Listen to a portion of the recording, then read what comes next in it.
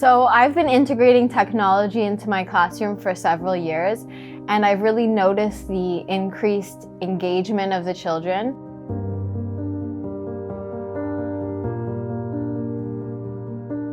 Ce qui est intéressant, c'est qu'en 1975, mon père introduit le premier ordinateur énorme qui était grand comme à peu près le bureau du directeur actuel. Et il disait en son temps, le numérique et l'informatique ne remplacera jamais l'enseignant, ne remplacera jamais l'intelligence humaine, mais sera un contributeur au développement aussi des apprentissages, renforcera peut-être certaines approches pédagogiques. C'était le début des iPads, tout le monde criait iPad, oui, l'école et surtout les écoles privées se sont ruées sur les iPads avec des grands achats. Alors nous, on a procédé différemment. Et nous avons créé une classe pilote. On a commencé à déployer, à installer ces iPads pour voir comment la tablette pouvait ne pas forcément se substituer, mais amener une vraie valeur ajoutée à l'engagement des élèves dans l'apprentissage. On a équipé une classe avec des iPads en classe qui restaient en classe. Suite à ça, on a formé le corps enseignant et uniquement après la formation du corps enseignant, on a équipé nos premières classes avec des iPads. Un peu dans un peu l'idée d'apprendre à apprendre. Alors là, par contre, il y a tout cet accès à la créativité, donc ils seront à fond. Et c'est vrai que là, c'est plus difficile de leur dire bon, on arrête, c'est terminé, parce qu'ils vont partir sur l'aspect vraiment de la notion, mais ils vont aussi partir dans l'aspect créatif et puis utiliser tout ce qui s'offre à eux, qu'ils ne pourraient pas faire sur une feuille. When it comes to distraction, I see it more as engagement than distraction. It allows the children to be interactive, to be engaged, and to interact with the content in a way that they could never do without the technology.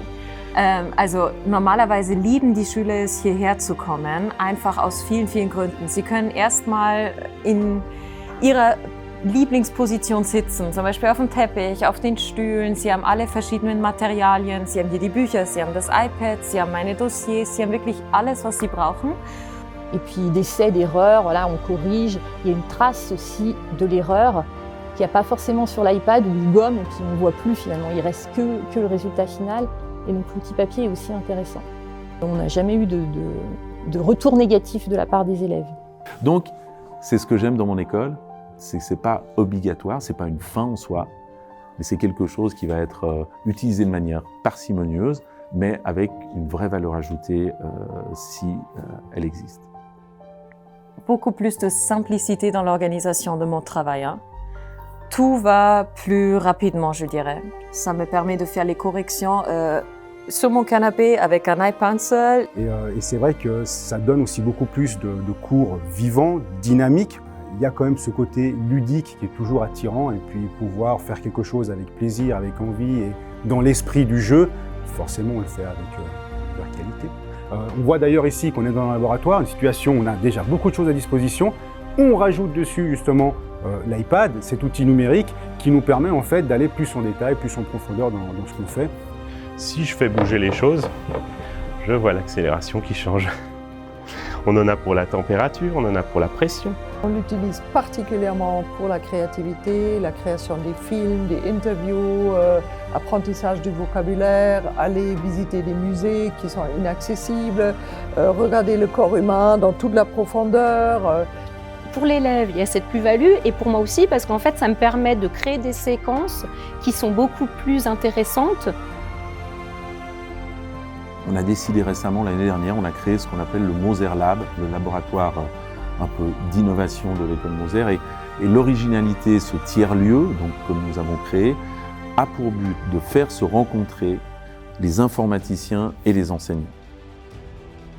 Voilà, on est des personnalités complètement différentes dans le Moser Lab, des anciens profs, des personnes qui appartiennent à l'équipe IT, une bibliothécaire, une romancière, donc il y a vraiment des forces qui viennent un petit peu de tous les côtés. On appelle ça une intelligence collective.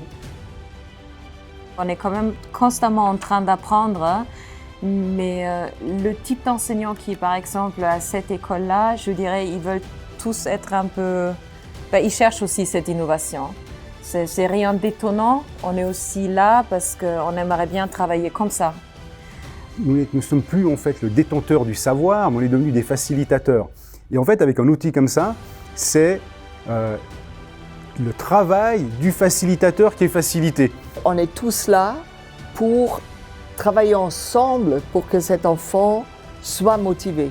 Et aujourd'hui, si cette révolution numérique n'était pas une révolution collaborative, elle ne m'intéresse pas. Aujourd'hui, on sait une chose simple, c'est que si avec les enfants on développe le respect entre eux, on développe l'autonomie et on développe la solidarité ou la collaboration, les enfants apprennent mieux.